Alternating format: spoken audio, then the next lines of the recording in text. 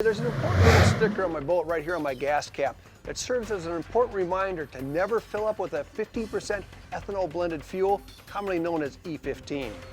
Why? Because E15 is not an approved fuel for my Yamaha Outboards. And that concerns me because in many markets, E15 is sold next to E10, which is safe to run in most modern outboards. What's more, E15 often sells for less than other fuels, making it tempting for boaters to try it. The trouble with E15 is it contains 50% more alcohol than E10, and that increases the risk of phase separation, where water and ethanol collect at the bottom of your fuel tank.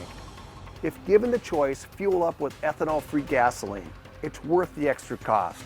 If ethanol blended fuel is your only option, use only E10, as you risk damaging or even destroying your engine if you use E15.